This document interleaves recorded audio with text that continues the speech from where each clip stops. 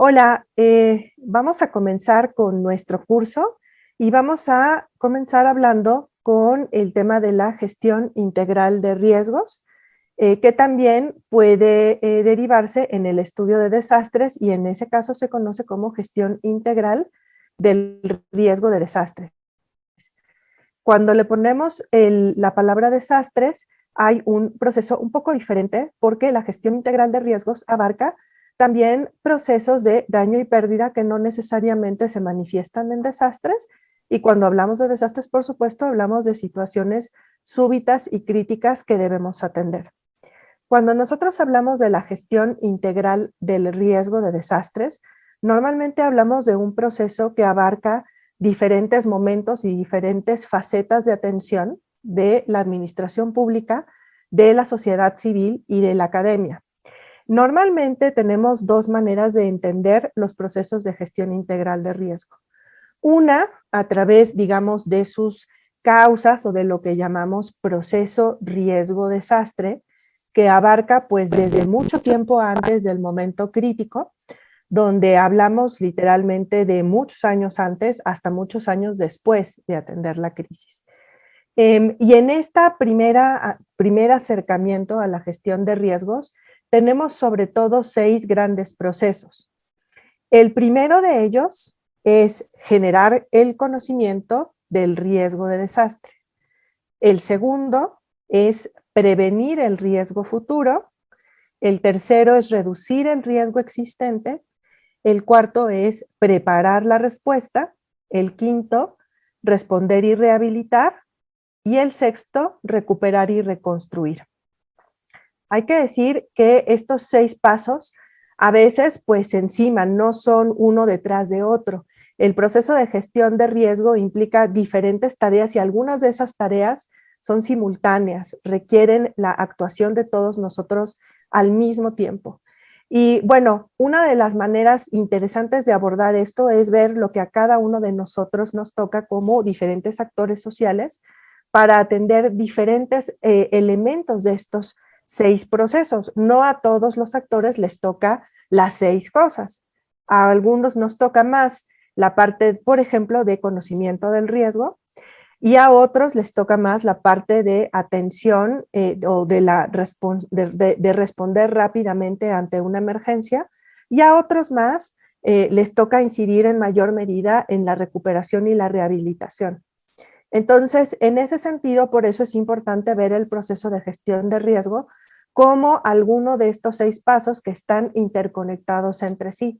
Cuando hablamos, por ejemplo, de reducir el riesgo futuro, lo que pensamos es sobre todo cómo esos escenarios de riesgo que se pueden presentar tienen posibilidades de ser reducidos atendiendo a la vulnerabilidad de las personas.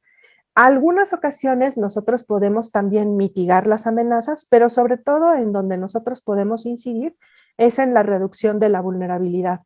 Y esta idea del futuro, de reducir el riesgo futuro, precisamente nos permite atender las dos cosas, la mitigación de amenazas y la reducción de la vulnerabilidad.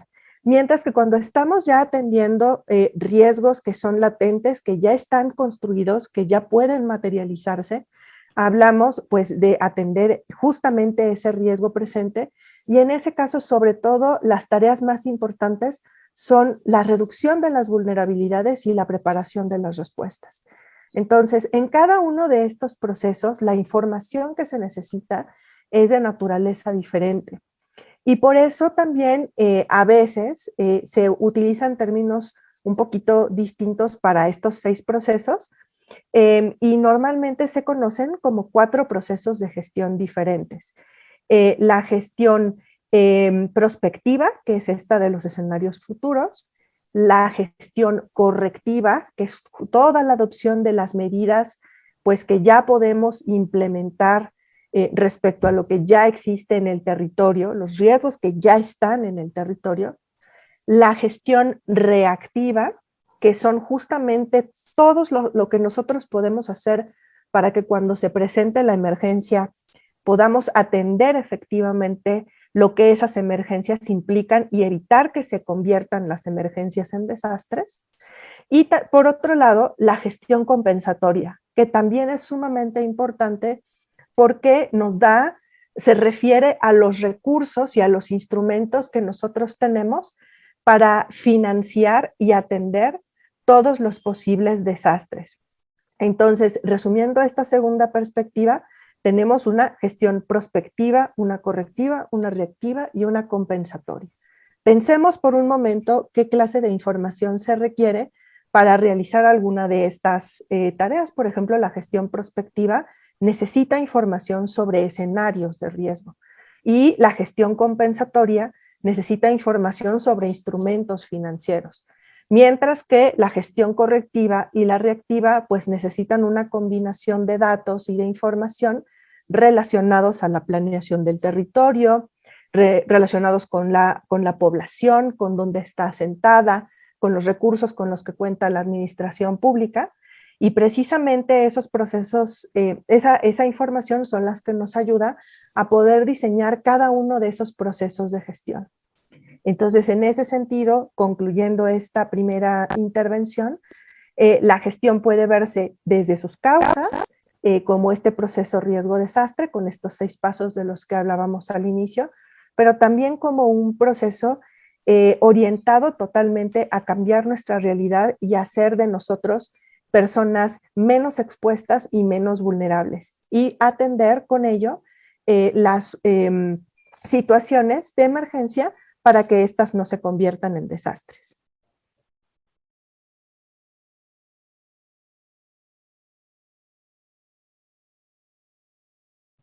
Hola, ¿qué tal? Espero estén disfrutando el contenido de este curso. A mí me toca abundar un poco más sobre la gestión integral de riesgos de desastre.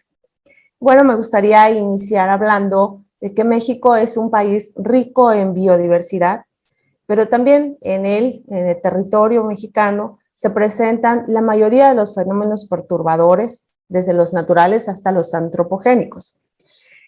Por ello, la protección civil en México ha evolucionado desde sus inicios y ahora se habla de una gestión integral de riesgos, que es en realidad el enfoque que ha evolucionado a través del tiempo a nivel mundial y nacional que se ha adoptado también. Esto fortalecido por los tratados internacionales y también por las experiencias tan duras que hemos vivido los mexicanos, en el cual en muchas ocasiones estos desastres se han achacado a factores ambientales. Me gustaría comentarles también que en el ámbito internacional, el marco de Sendai establece como prioridad las acciones que fortalezcan la comprensión del riesgo, que fortalezcan la gobernanza para gestionar justamente estos riesgos, ya que desde la prevención hasta los procesos de recuperación no puede ser responsabilidad de una sola institución o de una sola persona. Por otro lado, la agenda de la ONU busca alianzas en los países para que los gobiernos, en colaboración con los estados, los municipios, se implementen programas que fortalezcan este manejo integral de riesgos de desastre, pero no solamente desde los gobiernos, sino también a nivel local. Y el objetivo hoy por hoy es explicar que ya no se puede seguir atendiendo emergencias.